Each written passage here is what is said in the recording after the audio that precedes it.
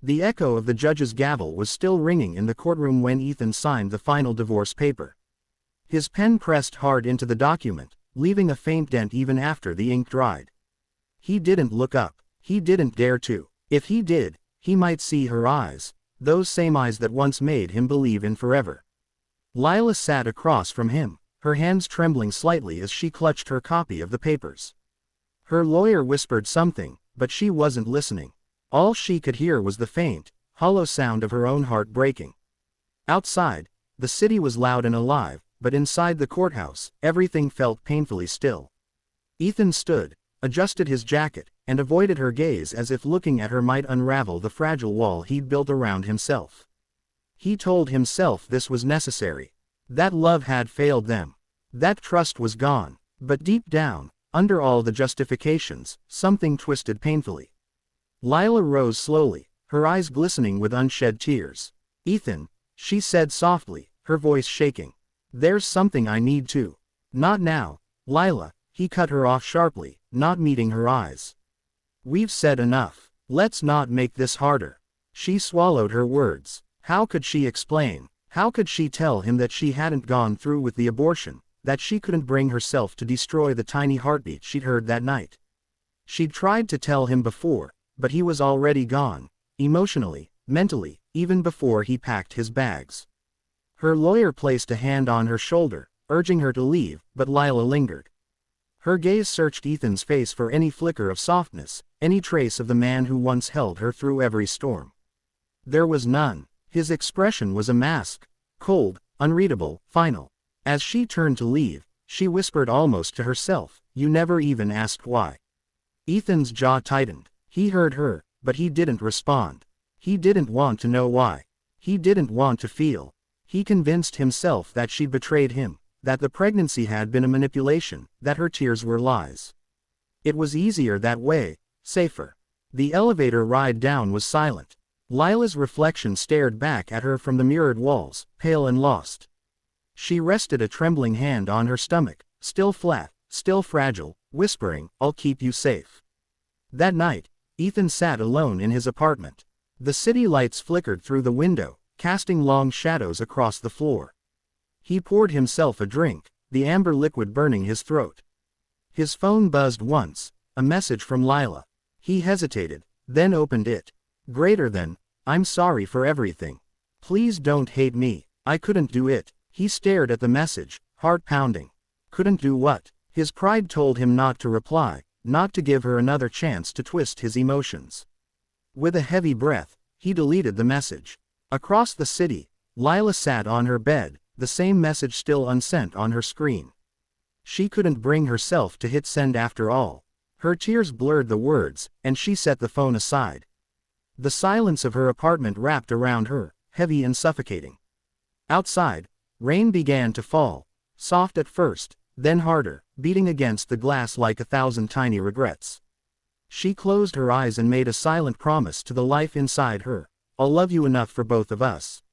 And somewhere across town, Ethan sat by the window, watching the rain, unaware that the decision he'd made that day would come back to shatter his world 8 months later. The cafe smelled of roasted coffee and rain-soaked streets.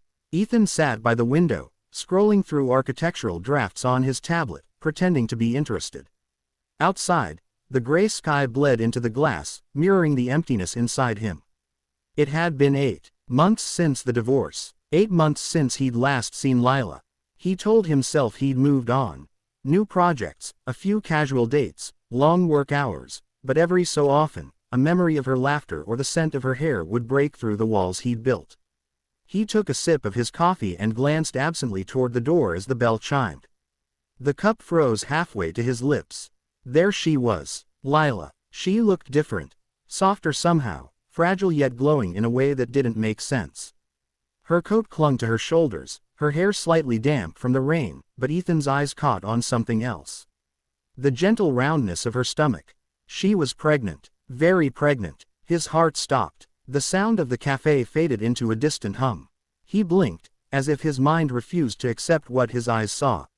8 months. It had been exactly 8 months since the divorce. The timeline hit him like a blow. No, it can't be. He stood abruptly, nearly knocking over his chair. Heads turned. Lila looked up, startled, her brown eyes widening as they met his. For a moment, neither of them spoke. The air between them was thick, electric, filled with everything they hadn't said. Lila. His voice was rough, almost disbelieving. What is this? Her fingers tightened around her purse strap. She took a step back, as if preparing for a storm she'd long expected. Ethan, please, not here, not here. His voice rose slightly, bitterness spilling through. You told me you had an abortion. You made me believe. He stopped, his chest heaving. So what is this? Who's the father? People were staring now. Lila's cheeks flushed, not with shame, but with quiet hurt. It's not what you think, she said softly, her voice trembling. Then tell me what to think, he demanded, his tone sharp. You lied to me. You said you ended it. Lila's eyes glistened. I said I couldn't go through with it. You never listened. You just walked away. Her voice cracked on the last word, and something in Ethan's anger faltered. The rain outside beat harder against the glass, a rhythmic sound that filled the silence stretching between them. He took a step closer, his voice dropping. You're saying this is my child. She didn't answer right away. Instead, she placed a protective hand over her stomach and looked away. I'm saying I did what I had to do. You made it clear you didn't want this. You made it clear that I was on my own. The weight of her words hit him harder than he expected. He wanted to deny it, to argue, to defend himself, but deep down, he knew she wasn't wrong. He'd been cold, prideful, and too afraid of vulnerability to listen. Lila, he said quietly, his anger dissolving into something else, confusion, regret, maybe even fear. But she shook her head, her eyes filled with tears she refused to let fall. Don't do this now, I've already survived it once. And with that, she turned and walked away, pushing open the door as the rain poured harder. Ethan stood frozen, watching her disappear down the street, her silhouette fading into the storm. He sank back into his chair, heart pounding. The sounds of the cafe returned, muffled laughter, clinking cups, but he couldn't hear any of it. All he could see was her face, the curve of her belly, and the truth he had refused to face. For the first time in months, the armor he wore cracked. He ran a hand through his hair, staring blankly out the window. The rain blurred everything, but it couldn't blur the one fact that now consumed him. She never had the abortion. And the child she carried was his. The hospital hallway smelled faintly of antiseptic and rain-soaked air. Ethan's heart pounded as he hurried through the corridors, his shoes squeaking on the polished floor. He hadn't planned to come here, he didn't even know what he would say, but when one of their old friends called to say Lila had gone into labor early, something inside him snapped. He dropped everything, drove through the storm, and now found himself standing outside the maternity ward, staring at the door like it was a gateway to his past and everything he'd lost. Through the glass window, he saw her. Lila. Her hair clung damply to her forehead, her face pale but radiant, her hands gripping the sides of the bed as nurses moved around her. The sound of her strained breathing filled the air, muffled by the glass. Ethan's chest tightened painfully. She looked exhausted, terrified, but strong. Stronger than he'd ever been.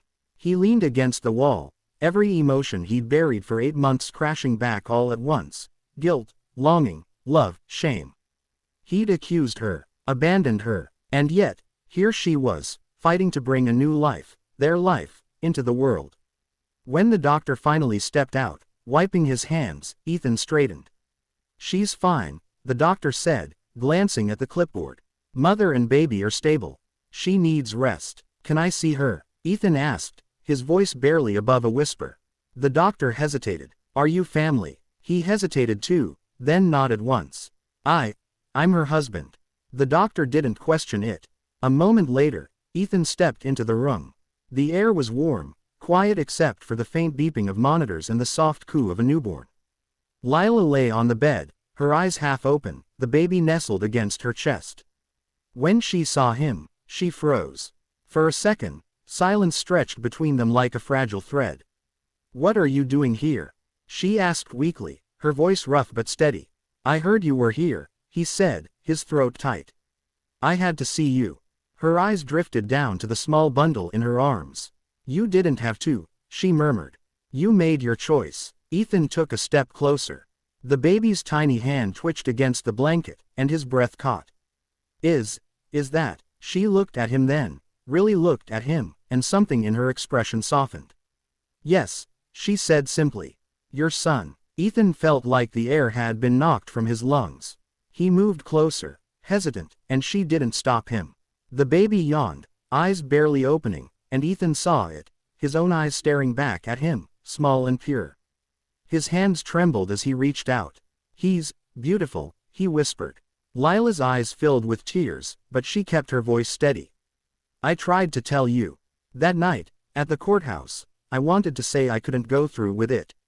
But you wouldn't listen. Ethan's jaw clenched as the weight of her words sank in. Memories flashed.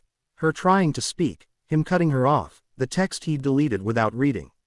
Lila, he stopped, his voice cracking. I thought you didn't want the baby. You thought what you wanted to think, she said quietly, turning her gaze back to the infant. It was easier for you to believe I was the villain than to admit you were scared. He couldn't argue. Every word was a truth he had tried to bury. He swallowed hard, tears burning his eyes. I was wrong, he said finally, his voice trembling. God, I was so wrong. Lila didn't respond immediately. She just stroked the baby's cheek and whispered softly to him. Ethan stood there, watching the two of them, mother and child, his family, and realized what he'd lost because of pride. After a long silence, she said, you can hold him, if you want. Ethan's breath hitched. Carefully, she handed the baby over. The tiny weight settled into his arms, fragile and perfect. The baby stirred slightly, making a small sound, and Ethan's tears finally fell. He whispered, almost to himself, I missed everything. Lila looked at him, pain and love tangled in her eyes. You still have a chance, she said softly. If you really mean it. In that moment, Ethan knew. The past couldn't be changed, but maybe, just maybe, the future could. The sun hung low in the sky, painting the park in soft gold and rose. The sound of children's laughter floated through the air, mingling with the rustle of autumn leaves. Ethan sat quietly on a wooden bench, his sleeves rolled up, a baby stroller parked beside him. Inside, his son, Noah, slept soundly, a small fist curled against his cheek. For a long moment, Ethan just watched him breathe, every rise and fall of that tiny chest filling him with something that felt both new and familiar, peace. It had been 6 months since that night in the hospital. 6 months since his world had shifted, since he'd held his son for the first time and felt his heart break and mend all at once. He wasn't the same man anymore. The arrogance, the distance, the pride that once defined him, those had begun to fade, replaced by humility and quiet devotion. Every weekend, he came to see Noah and Lila. He brought diapers, toys, groceries. Sometimes they spoke, sometimes they just sat in silence, but even silence with her now felt like healing. He glanced up as Lila approached, a light breeze tugging at her hair. She carried 2 cups of coffee, handing one to him with a small smile. You're early, she said softly. He smiled back, a little shyly. Couldn't sleep. I kept thinking he might wake up and need me. Her lips curved faintly. You've turned into quite the father.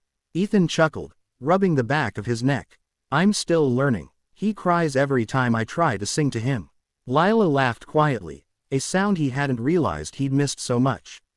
For a moment, it was almost like old times, 2 people sharing a world no one else could understand. Yet there was still a distance between them, thin but real, like a line neither dared to cross too soon. They sat in silence, watching the sun dip lower. After a while, Lila spoke. He looks so much like you when he smiles. Ethan looked down at the stroller, his chest tightening. Yeah, that's the part that scares me, he said quietly. She tilted her head, curious. Why? Because I don't want him to grow up like I did, he admitted. Too proud to listen, too stubborn to forgive. I almost lost both of you because of that. Lila studied him for a long moment, her eyes softening. You've changed, Ethan. The man I see now, he's not the one who walked away. He turned to her, meeting her gaze. I had to lose everything to realize what mattered. I can't undo what I did, Lila. But I can spend the rest of my life making sure you and Noah never have to doubt me again. For a second, her eyes glistened. She looked away, blinking back the emotion rising in her chest. "You don't have to promise me anything," she whispered. "Just be there. That's enough." A small cry came from the stroller, breaking the tension. Lila reached in and gently lifted Noah, rocking him in her arms. The baby's tiny fingers reached out toward Ethan, and she smiled faintly. "He knows his father," she said. Ethan's throat tightened. He extended a finger, and Noah's hand wrapped around it with surprising strength. "Hey, buddy," he murmured, his voice thick. "I'm here. I'm not going anywhere." Lila watched the two of them, the glow of the setting sun casting a soft light over their faces. In that moment, the bitterness of the past seemed to fade, replaced by something quiet and steady, trust being rebuilt, one breath at a time. As the sky deepened into twilight, Ethan stood beside her, his hand brushing lightly against hers. She didn't pull away. They stood there together, their son between them, the world still and full of promise. When Lila finally spoke, her voice was barely above a whisper. "Maybe some endings are just disguised beginnings." Ethan looked at her, eyes full of hope and remorse intertwined. "Then let's begin again," he said softly. Lila smiled. A small, fragile, beautiful smile, and as Noah cooed between them, the sun dipped below the horizon, wrapping them in the quiet warmth of a new start.